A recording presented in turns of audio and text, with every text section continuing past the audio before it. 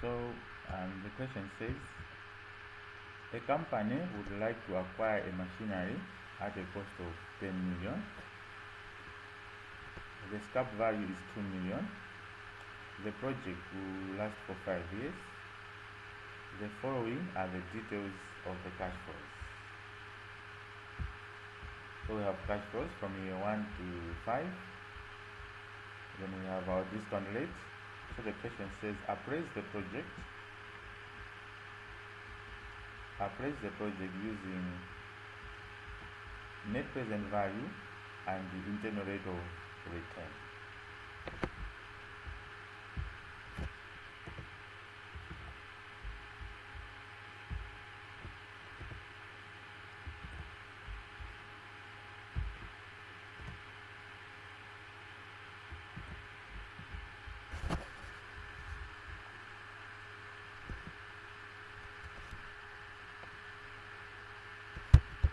Right, so let's start with net present value. So in net present value, the same layout as our payback. We have already calculated payback period. Now the difference between payback and the net present value is that in payback we are using profits. In payback we are still using cash flows, but in accounting rate of return we are using profits. So the good thing of payback and NPV is that we both use what? Cash flows. Cash flows before we deduct depreciation. Take note. Cash flows is before we deduct depreciation. So in the exam, there can be a trick in the exam. They can say the following are the profits. Calculate NPV. So what you're going to do is you should calculate the depreciation and add back to the profits, because profit plus depreciation equals cash flow. Profit plus depreciation equals cash flow. So be very careful with an exam question. Make sure you are given cash flow. If the examiner says they are profits, you cannot calculate NPV with profits. So make sure you add back the depreciation to each and every profit from year 1 to year 1. So is the depreciation added as an average or the whole? No, the whole. To each and every year. Okay. Yeah, in case Yeah, in case of the let's give you go back. This depreciation that we calculated of 0.6, what you do, if these were profits and they want you to get cash flows, then it means you're going to add 0.6 to each one of them. 0.6, 0.6, 0.6, 0.6, 0.6.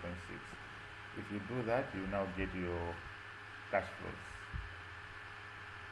There was a certain question which was asked in the exam. I think we're going to find it, where the students were asked a simple multiple choice questions calculating NPV when they were given profit. So people were very happy to say this question is very simple, but the examiner was looking for knowledge of cash flow. Okay, so let's do it. I've already included it here. So we have got NPV here.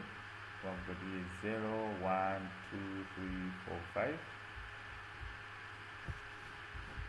Okay, these I've just included them as answers because the main aim of this, we are not yet there because we'll be calculating the formats of NPV. That's where we should now be doing the practical calculations. But here, I think these are just straightforward issues.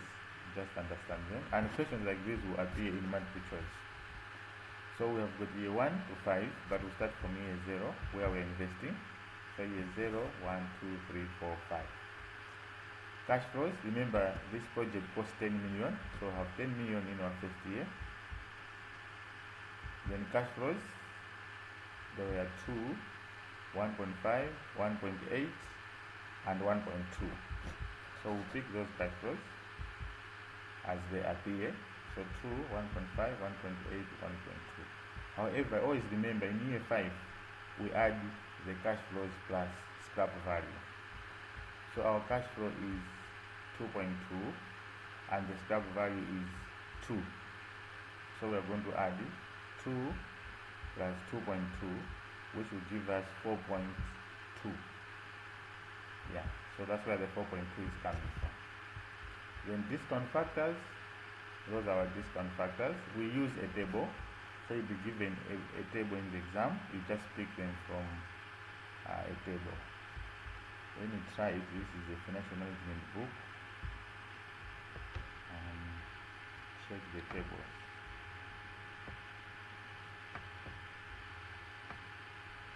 I'll also send you the kits. Of course, this is an old kit, but in financial management, it doesn't matter the size of the kit.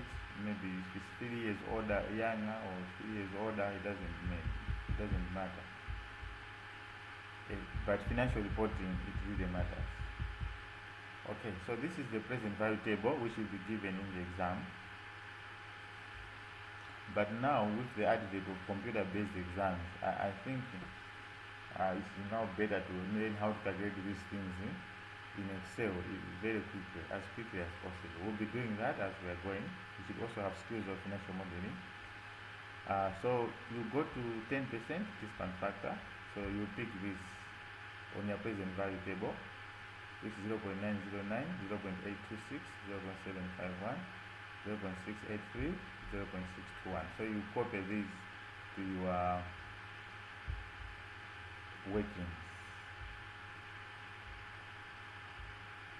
Okay.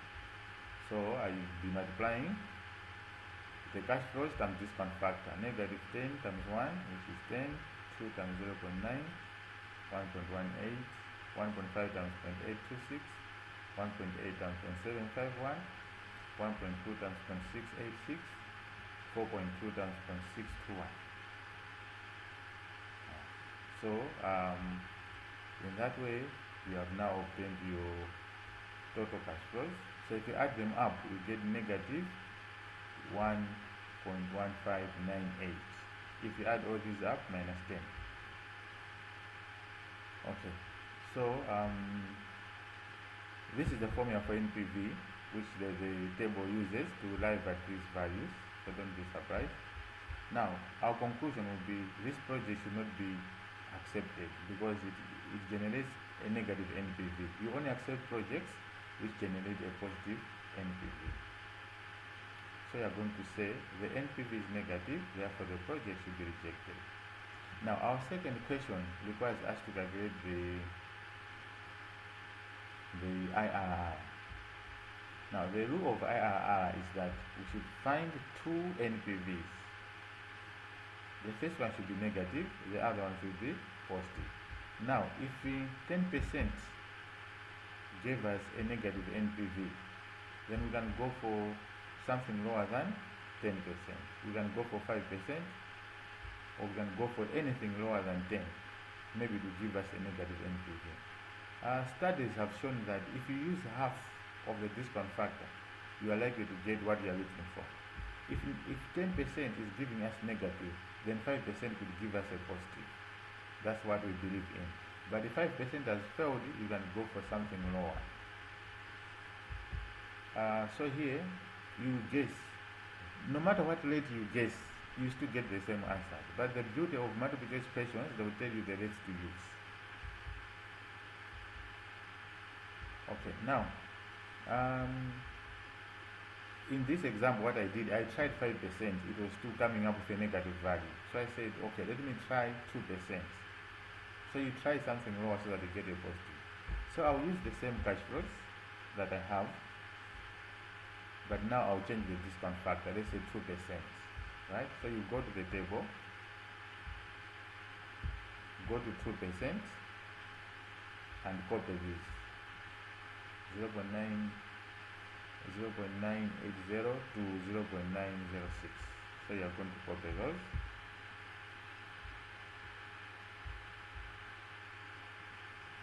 Okay, so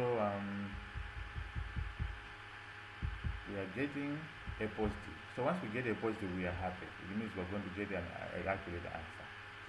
So IRR is calculated as L plus NPVL over NPVL minus NPVH times H minus L.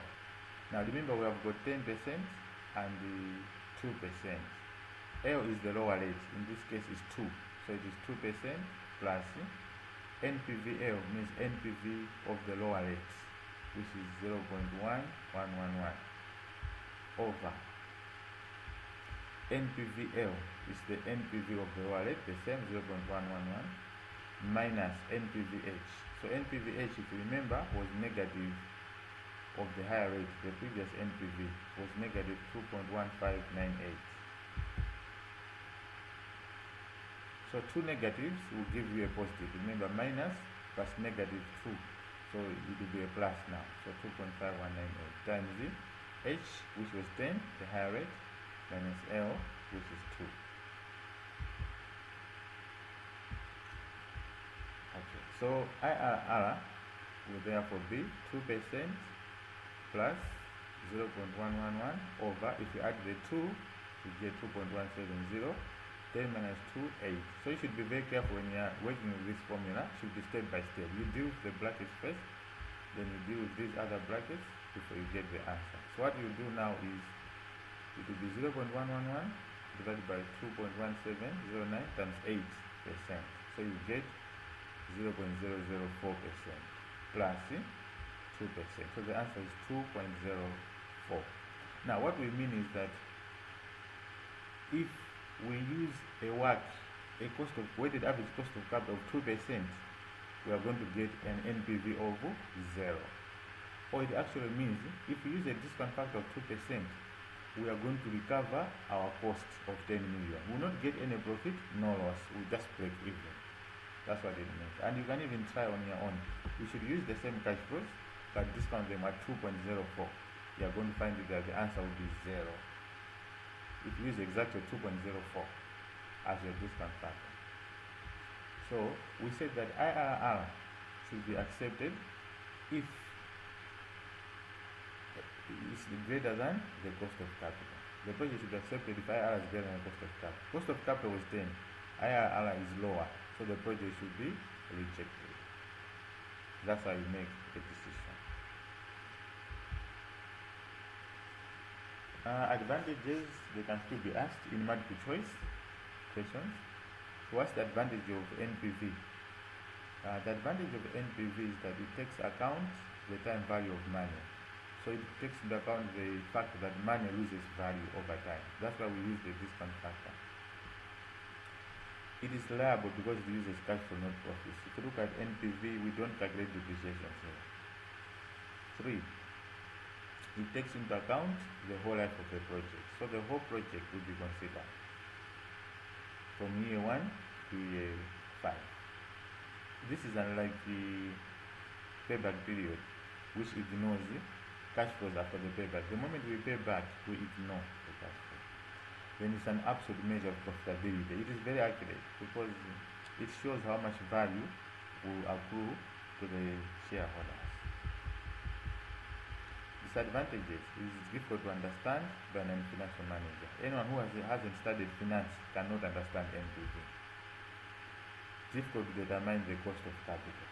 You should take note how difficult it is to calculate what. It can be too involving, especially issues of regearing and degearing. Internal rate of return has good advantages. 1, it's easy to understand by non-financial managers because it uses a percentage. So people can easily understand the percentage. It takes into account the time value of money, just as NPV. It's a reliable measure because it uses cash flows and not profits, and it considers the whole life of the project. So most of the advantages are the same. Disadvantages is not a measure of absolute profitability. The profit that you get is not accurate because you just estimate the rate. Let me try 2%, let me try 4%. Then when you have got multiple IRRs, or when you have got multiple rates, you can arrive at multiple IRRs. You can get several IRRs when you have got cash flows followed by cash inflows followed by cash outflows. Okay, I should explain more on this IRR